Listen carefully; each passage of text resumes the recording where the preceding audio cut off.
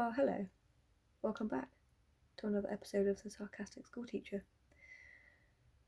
So you'll see today that there's no whiteboard, there's no park, there's my PowerPoint. What magic technological marvels has Miss conjured up, you may ask?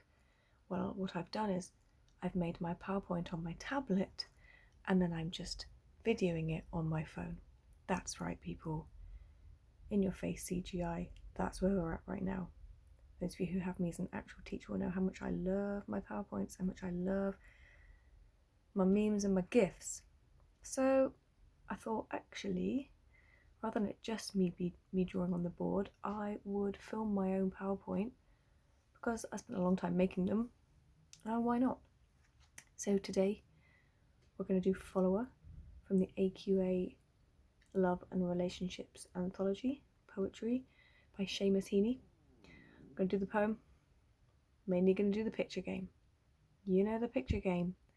We're going to read the poem, have a little chat about it, and then I'm going to show you a picture.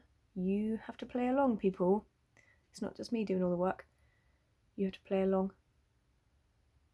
Guess the quote, think about the technique or the method, and a little bit of analysis before we get to the next slide. So if you've got an anthology, grab it. If you've got an exercise book or a notebook that you're going to use to do your little notes in as we go along, because the best learning comes from thinking. The best learning does not just come from sitting like a little sea sponge and waiting for the teacher to pour the information into your mind.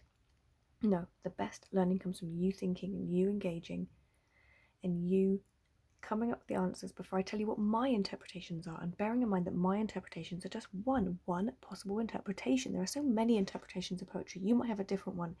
You might have heard a different interpretation from your teacher at school or someone else online, and that's all cool. That's all good, apart from, my interpretations are right. Haha. No, but really they are. No, but really, all interpretations are valid. As long as you can back your interpretation up, back it up with evidence, with a solid argument, then we're all good. Okay, are we ready? Great. So your job is to read Follower, preferably out loud. Right now, this second, if you've got some privacy, don't wait for me to read it to you. The best poetry is poetry that you speak aloud. You bring it to life. You say those words. You feel the words in your mouth. Don't just hear them, say them, speak them. You read Follower out loud while I go and get a chair because I'm tired of standing up.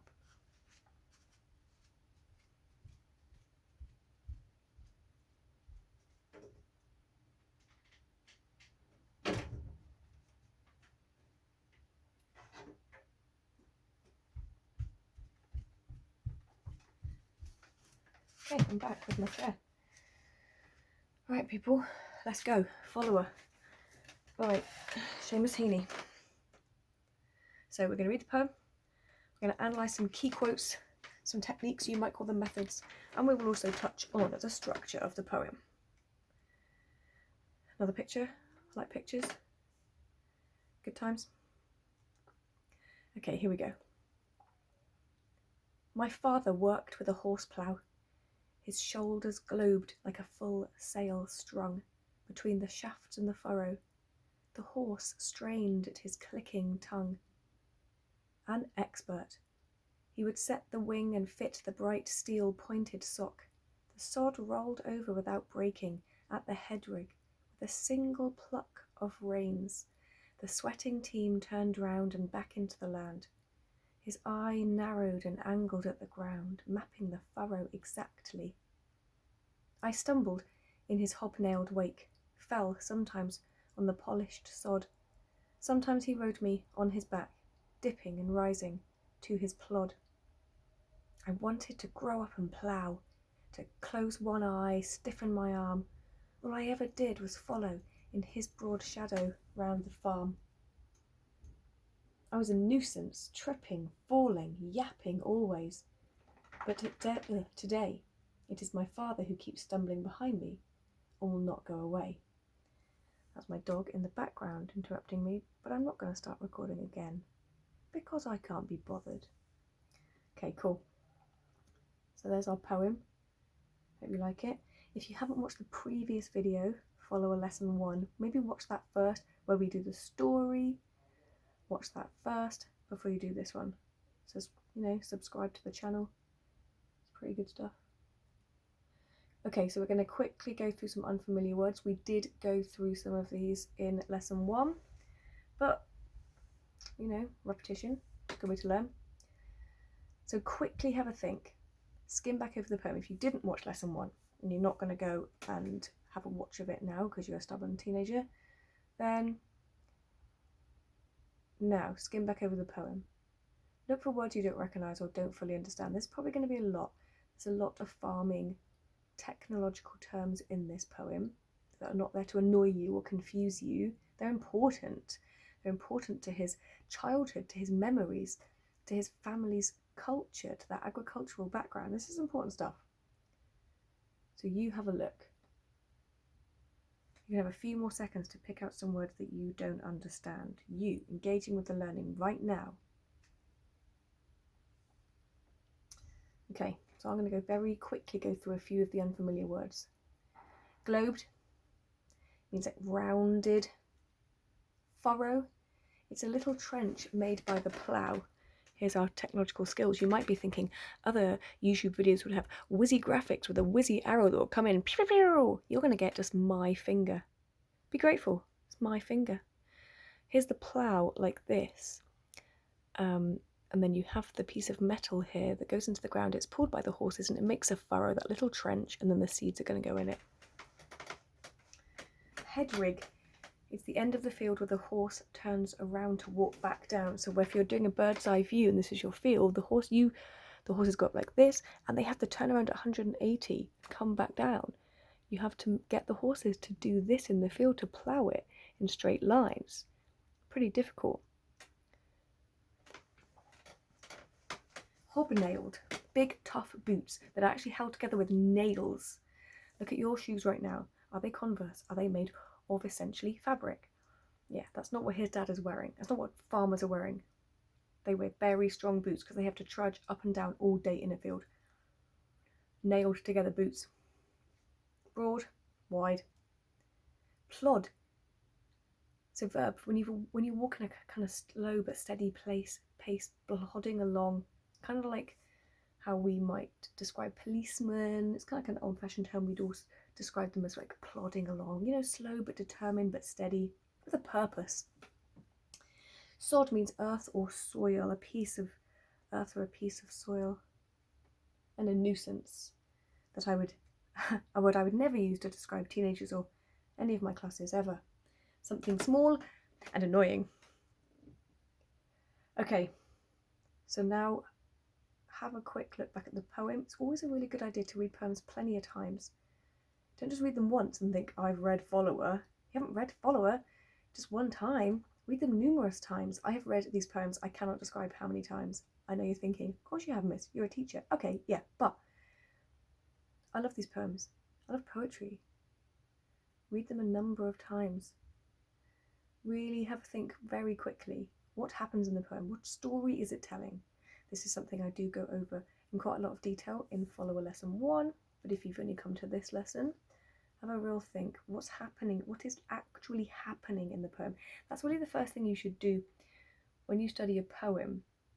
Try to not leap straight into all the analysis and kind of spot any symbolism and is there any hyperbole. Just try to work out first, what is happening in this poem? What's the story? What story is it telling? Poetry tells us a story, even if it's in a different form to a novel. So what story is happening in this poem? Well, the poet's father. So Seamus Heaney, this is an autobiographical poem. It's about him. Some poems aren't. Some poems are, they've made up the speaker. But some poems, the speaker is the poet. And in this poem, it is Seamus Heaney talking about when he was young, when he was a little boy, and his father was a farmer who ploughed fields. And he talks a lot about how skillful his father was. He was an expert at ploughing.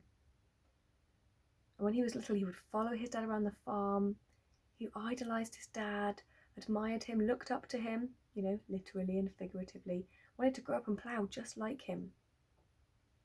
And he was really annoying. He admits, he knows he was really annoying. He was clumsy, he was falling over, he was trying to follow his dad falling over. But he's full of admiration, but then at the end of the poem, it suddenly shifts into present tense because the rest of the poem has been in past tense when he was little. And then the poem shifts to present tense.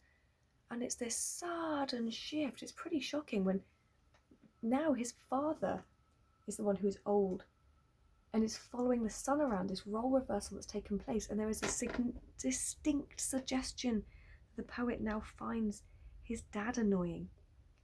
Is his father weak, frail, a burden, needs caring for? It's a brutally honest end to the poem, but really quite shocking. So I just basically tried to summarise each stanza really quickly. I'm not going to read them. I just summarised each stanza. Bearing in mind, you can watch back over this a few times yourself. Read it at your own pace. So I just summarised each stanza. Just because, you know, add more slides to this 50 slide PowerPoint.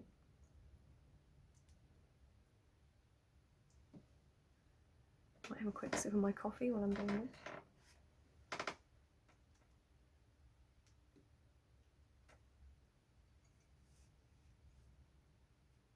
Don't see my mug. Here's my mug. Can I interest you in a sarcastic comment by Mr. Bing? I like that character. Sarcastic, is he? So just a little summary of each stanza, just for you.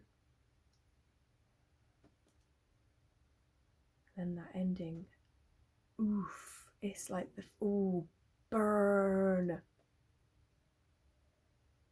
It's just the brutal honesty. I kind of admire it, I guess, even if it's quite shocking. Okay, so the poet tells the story of his memories of when he was a child and would constantly follow his father around on the farm. His father ploughed every day and he was an expert at it. He idolised his father. He wanted to follow in his father's footsteps. He was a nuisance when he was little, aren't we all? However, at the end of the poem, a role reversal has taken place. The poet has grown up. The father is now very old and the son must now take care of him, and there is a distinct suggestion that he sees his father as a burden. Yowzers. Okay, so it's time for the picture game. My favourite. So I bring up a picture because I don't know how well I would have been at drawing more pictures for this poem. My horse was pretty good, but I don't think I could have replicated it. So instead it's the PowerPoint pictures. Look at the picture that comes up. You've got a few seconds to look at the poem, decide which quote it is. What quote might it represent? Then try to identify a technique, or you might call it a method or a device. You know, simile.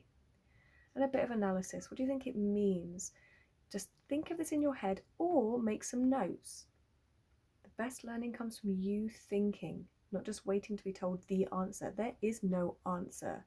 Spoiler alert, in life there is no one answer, especially not in English literature where there are numerous interpretations. That's what's great about it. Okay, are you ready? Right, first one, let's go. Quote, technique, method, bit of analysis. What do we think?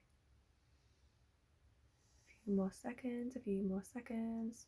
Life taken away, a few more seconds. Okay, my father.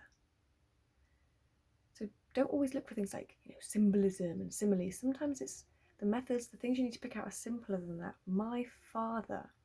That's how the poem starts, with these words. That's got to be important. So it's this noun, father. The way the poem opens with the noun father suggests to us that this is going to be a poem that focuses on his father. Well, duh. It tells us that his main focus may well be his father and his relationship with him. He doesn't open the poem by talking about himself. It's my father. There are other poems in the collection. Think about another poem in the collection that starts with a noun. That noun that tells you it will be a relationship to the other person. And this is a poem about a father-son relationship, how the son felt and now feels about his father. Okay, awesome. So what you should probably do is, if you've got an exercise book or a notebook, you might want to pause on some of these slides, write this down. Maybe write it down in your own words as well, because just copying can really feel like you've done a lot and like pages full of stuff you've copied and you're like, great. But actually, it's better to write things in your own words rather than just copying, because you can kind of just end up mindlessly copying and you're maybe not always taking it in. Okay, next one. Oh, very nice. What could this be? What quote is this?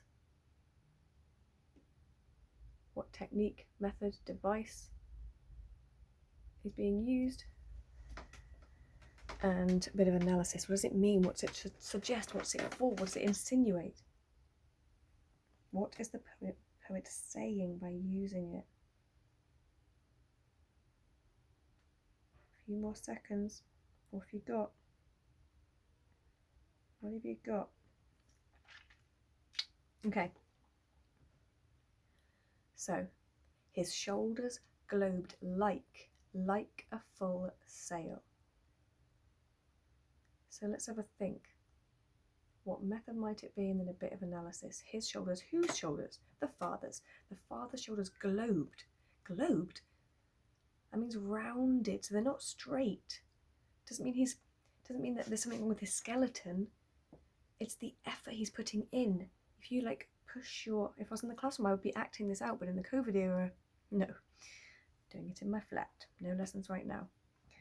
Imagine that you're holding onto the reins and you push your arms forward, like push your arms forward and notice how you curve, how your shoulders curve.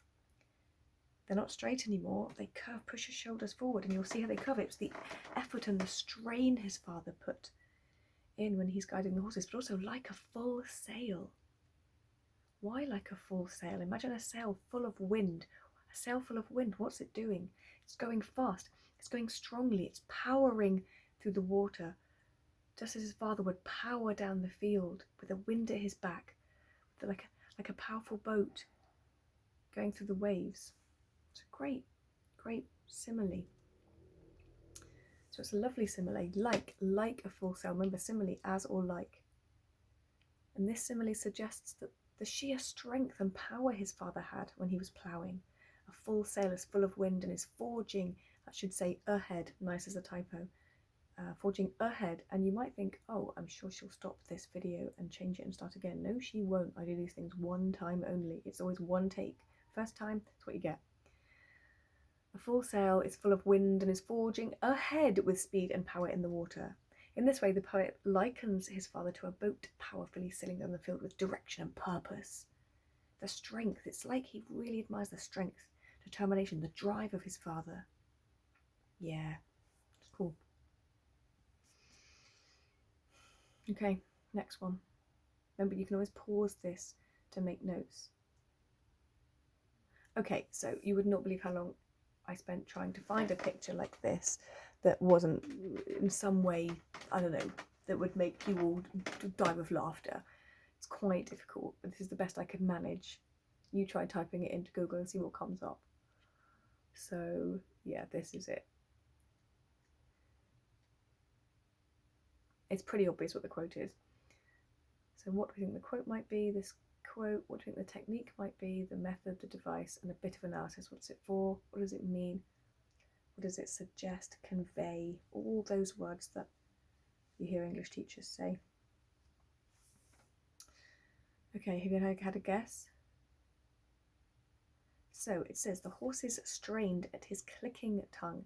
There are lots of things we could talk about. Bearing in mind every quote that we do, I'm sure you'll think there's other analysis, but what about this? And yeah, there's going to be so many other interpretations of some of these quotes that maybe we don't talk about in the video, but otherwise the video will be 4 hours long, and when am I going to play Animal Crossing? So I want to play Animal Crossing. I have turnips to sell. So we'll do one interpretation probably of each quote. There's plenty of other interpretations I'm sure you'll come up with. This is all just some interpretations, not all of them. So I'm going to focus on clicking, on the word clicking. And that obviously is onomatopoeia. A sound. Onomatopoeia is the sound word. Click. That noise. I can't really do it properly. It's a noise that you hear people make when they communicate with horses. Like, that sounded terrible, but you may or may not know it. But it's meaning he can literally hear the sound in his head.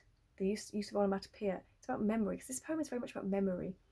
And he can hear that sound in his memory. It's not just what he sees, he can hear that sound his father used to make when he was ploughing. It tells us that the memory is very clear. He can hear, it's like he can hear the past. But also it's like a form of communication. That's how you guide horses, encourage them, guide them, instruct them. It's like communication. And it says the horses were straining, like they were doing what his father was telling them. He was clicking on them, on you go, keep pulling the plough. So this whole idea of, I think he really admires his father's many skills, and one of them is his ability to communicate with animals. It's just admiration on admiration on admiration. It's great. And this was the strength. The horses were strong. The father was strong. And then think about who wasn't strong. Okay, next one. And this might be a bit trickier. It was kind of hard to find a picture for this one, but if someone can do all of these things, someone can do all of these things, they would be, what would they be? What quote could this be? An expert. That line, an expert. Boom, full stop. So it's this really short sentence he uses, an expert, full stop, boom. And he puts this word on its own in this very short sentence to really emphasize its importance. It's not open for debate. He doesn't say an expert because, doesn't feel the need to qualify it. He just states it like a statement, like a fact, an expert. Boom, my dad was an expert. The real admiration for him. This wasn't just a job. He was brilliant at what he did. He was an expert at it. He was incredibly skillful.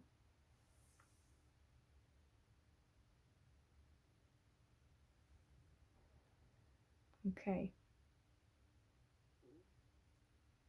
Next one. Aha. So what could this be? Well, I know there's not lots of references to horses, but it's a specific line that I was thinking of, quite a specific line. What do we think it might be? What do you think the line might be, the quote? Then have a think about the technique, the method, and there's going to be methods that you come up with, and when I reveal my slide, you'll be thinking, that's not the one I came up with, and that's cool because there's often more than one. There's often more than one method, and there's often numerous interpretations. We're just going to go through the ones that I think are significant, but you will have many of your own ideas, and they're all legit. Okay, so a single pluck of reins. For me, it's about the symbolism here. The reins are symbolic, I think. They're like a metaphor, or they're symbolic. And the reins, bearing in mind the reins are what? Yeah, these are the reins. These things here. He holds them. They're attached to the horse here. Reins. Like a lead on a dog, but the reins, they're not just to a lead on a dog, is to hold the dog, but this is to guide them. To guide them. And it could symbolise the connection between his father and the horses. You've just got to twitch them, just one single pluck, and the horses do his bidding. And I think this notion of connection is very important in this poem. And therefore, it can link in with the idea of the connection between father and son. The son really wanted to be like his father. Maybe he was as easily guided, the horses were so easily guided by the father, and maybe the son was so easily guided, he wanted to just do anything his father said, wanted to do everything his father did. But then what's important is that he doesn't follow in his father's footsteps. What has happened to that connection by the end of the poem? He actually does seem irritated with his father at the end. There is seriously a tone of irritation. What's happened to that connection? He seems to have frayed due to the passage of time. Ah, the harsh, harsh passage of time. Okay, what else have we got? Okay, so this one, just ignore this thing here because I just couldn't be bothered to cut this out of the picture because, well, time and all that. So this is irrelevant. Oh, well, there we go. That's what happens when you touch the screen. Oh, hello. Okay, there we go. Again, okay. So I stumbled in his hobnailed wake. And we already talked before about hobnailed. These are your lovely hobnailed boots here. Badass boots held together with nails. That's what his father wore. And then this is the son stumbling in his father's wake. Wake is what is behind a ship. When the ship surges forward in the water, and that kind of surge, that disruption that's left behind the ship is called the wake. There's a number of ideas going on in here. The boots were so tough, were so strong, just like his father, and yet we've got the juxtaposition here, obviously, because the son is just stumbling. He seems weak. He seems incapable of. I feel like he just couldn't live up to his father. In his wake, and wake is always behind. He was always behind his father. Couldn't keep up with him, metaphorically and literally. I think he felt insecure, not as good, not good enough. He kind of looks back and obviously seems to be quite embarrassed about the child he was. He was just a child. Children fall over, but maybe it feels like he feels a little bit insecure, perhaps compared with this god-like being that he kind of deified his father. So then we just talked about a lot of different interpretations, but we've also got the symbolism of the boots, these hobnailed boots. They're so tough, they're so strong, and could possibly symbolise his father's strength and stamina. But also boots, shoes. Shoes are symbolic. Filling someone's shoes. You know, that I followed him, his footsteps. There's a number of references to hobnailed boots, his hobnailed wake, footsteps. Follower. The poem's called Follower. This whole idea of he wanted to follow in his father's footsteps. Shoes. Filling someone's shoes. Can you fill someone's shoes? That metaphorical phrase. There are other poems in the collection that also have shoes in them that are symbolic in a very similar way, but I'm not going to give it away. You have to go away and look at the poems for yourself. There's obviously the verb stumbled, the significance of the word wake. There's loads going on in this line, but we don't have time. So apparently we do have time, because I forgot that I did another slide that also talks about stumbled. Lucky you, bonus. So we've got this verb stumbled, suggesting to us that Heaney was kind of clumsy, or maybe he remembers himself that way. It's important that memory can kind of lie to us. We remember things, we don't always remember them exactly. Memory can be quite skewed, but this sense of how inferior he felt, his father was ploughing powerfully, and he remembers himself merely stumbling, finding it difficult to keep up, just not being good enough. Really not being good enough. And that's why the end of the poem is so savage,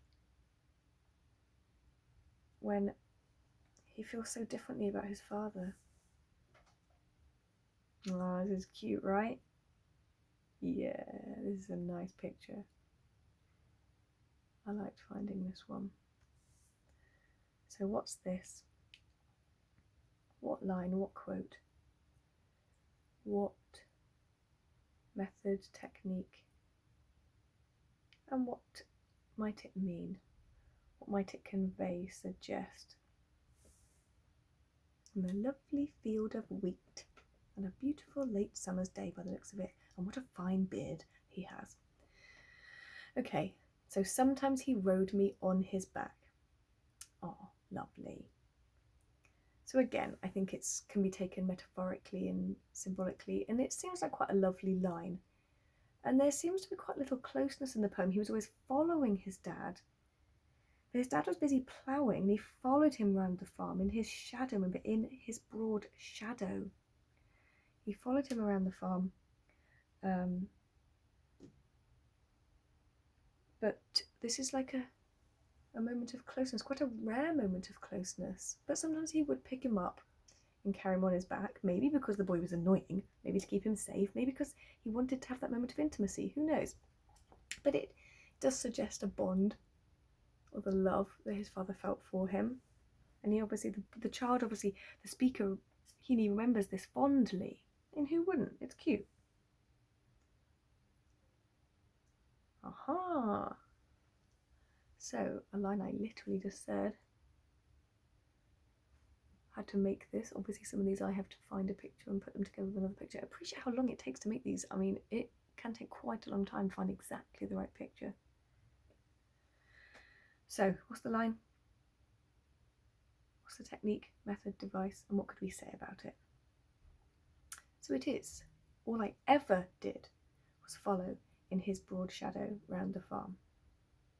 And we just obviously talked about this a little before, about following, this notion of following him around. Being in someone's shadow. And there's possibly some hyperbole here. All I ever did, what, nothing else? But it felt to him like that's all he ever did. So I know it says metaphor symbolism again, but I like these. So it can be taken literally and figuratively, because on the one hand, he really did follow him around, and he will have actually been in his actual shadow, but there's obviously a metaphorical meaning, a figurative meaning. When you're in someone's shadow, when you feel inferior, overshadowed by someone, not good enough for them, not as good as them, like he was always trying to live up to his father, you know, to be big enough to fill his boots and all that.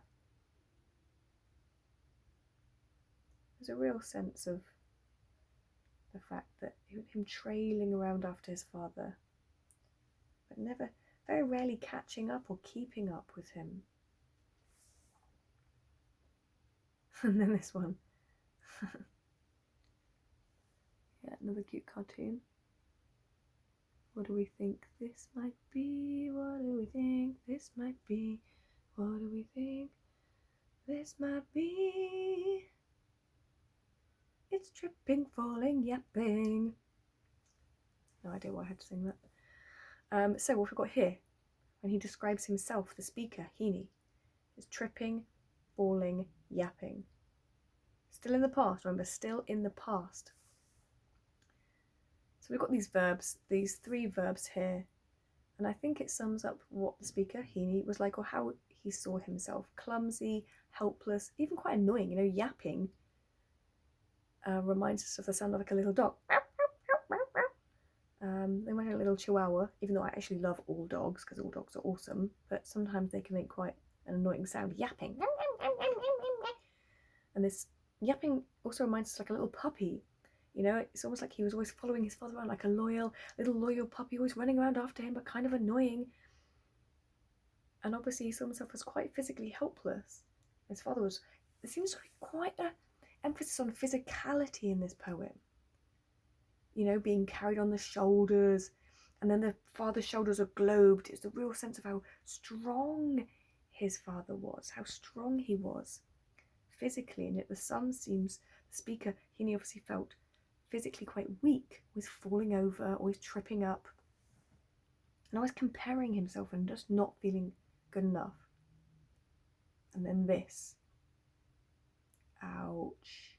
This is fairly obvious. What do we think this might be? What line is this? What method might it be? Oh, how long has that been there? That's annoying. And it is.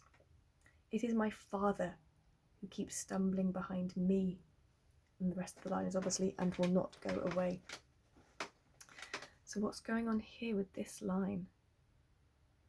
And it's like the repetition, especially the verb stumble. Remember that he said that word early in the poem to describe himself, but now he uses it to describe his father in the present day. This verb stumble is quite a devastating final line, and which his father is no longer strong, but aged, frail. And it's like he feels like he's lost his respect for his father. Now his father is old and weak, maybe a burden. It's pretty shocking. It is brutally honest. I'm not really sure how I feel about it, actually, the end of this poem, because it seems so harsh, but yet also honest. There will come a time for many of us when we will have to parent our own parents, and they will become weak and frail and almost helpless, and we will become the parent and they will become like the child, and not everyone is thrilled about that. Having to look after them, realising that they didn't stay as this strong role model, but they became old and weak. Not everyone is happy about that, and some people do see their aged parents as a burden, and that's quite harsh. Yeah, that is quite harsh. So I just thought we'd finish off with a bit of structure, and we have really touched on it, and the previous slide did touch on it, but just something about structure. There's lots of things we could say about the structure. not going to go into all of them. It's already been 35 minutes. So what's one thing we could say? Because I don't want to cover everything, we'll be here forever. So there's a really clear volta, and if you haven't learned a volta before, or if you'd forgotten it, a volta is a poetic technique, poetic method, and it's a significant shift or a turning point in a poem. It only happens in poetry. You can have significant shifts in drama and in prose, but it's only called a volta in poetry.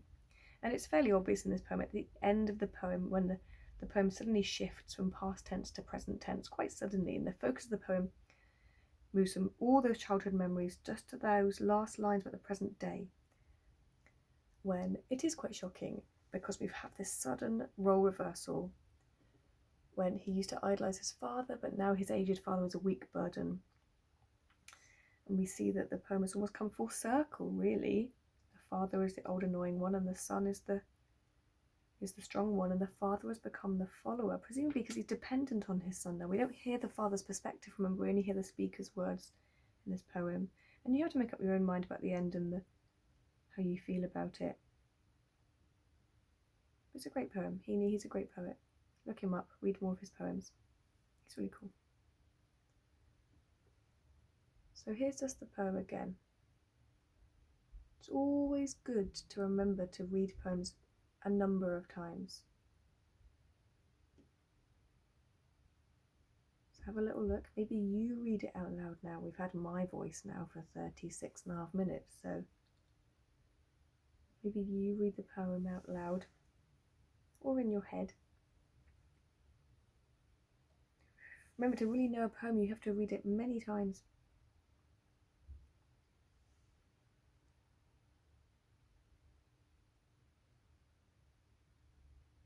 Okay, that'll do.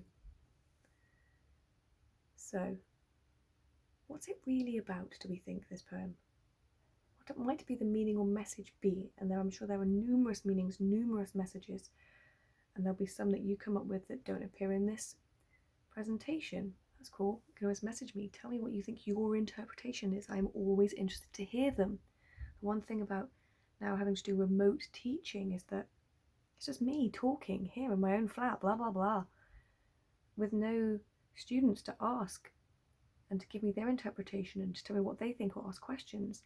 You know, I don't miss all the interrupting and the calling out, but I miss the interaction and the making a poem come alive together. This isn't the same. So message me, comment, tell me what you think, or if you have questions, what questions you still have unanswered. I'll answer them. Just drop them in the comments. I'll answer them.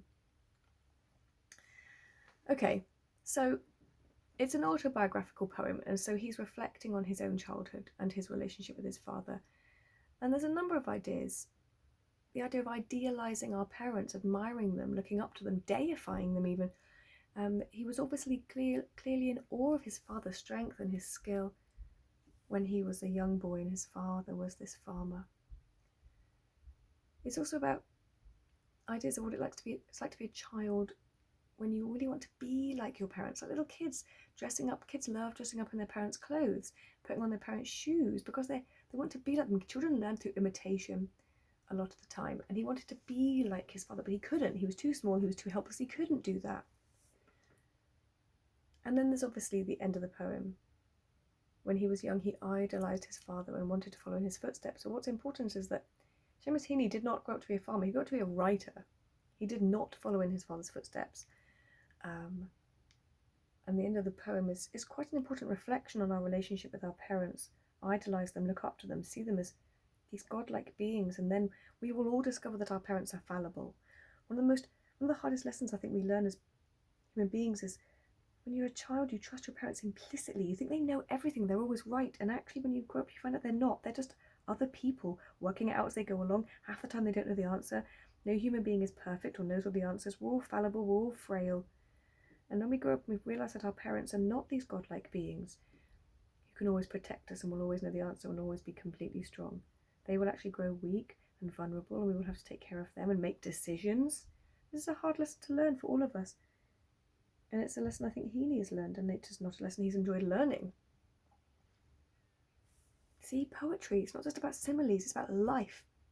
It's about the human condition, what it means to be human. I just found this and I was like, well, this is clearly important. With farming parents, you've got big boots to fill, you know, and there's the little child and he's got the farmer's Wellingtons. I just literally found this on the internet and I was like, this is perfect for a follower. Because again, literally and figuratively filling those big farming boots, but also having to live up to that expectation. I think it's really hard to be a farmer. I have never farmed. I suspect it's very difficult. I just liked this picture from some like farming association. Thank you, farming association. Okay, to finish off our plenary, just summing it up, summing up the poem in some words and phrases, and I'm sure you'll have other ones that you want to add. So some of the ones I came up with were, it's about a family relationship, it's about admiration, seeing his father as an idol, respecting him. There's also this role reversal. It's also a commentary on aging, on growing up. It's about memory in the past. It's about childhood, and it's about the passage of time. It seems to be quite a savage commentary on the passage of time and the ravages of time and how it turns very strong people into people who are weak and vulnerable. None of us can escape that. So that's us done for today. Sorry, not sorry about all the mistakes. Definitely wasn't going to film it again. Don't get perfection, just get PowerPoints and a bit of sarcasm. So I hope that was helpful. Like I said, please subscribe, watch some other videos. If you've got any questions or any improvements, like I think this line means this, please drop them in the comments. I always want to hear other people's interpretations. Share the video if you thought it was helpful. If there's a video you want me to make, if there's a poem you want a video on, it doesn't have to be from the love and relationships cluster, it can be from the power and conflict. Tell me in the comments, I'll see what I can do. Okay, I'm off now. Animal Crossing is calling. I've got turnips to sell, I've got trees to dig up, I've got fish to catch. Over and out, people. Over and out.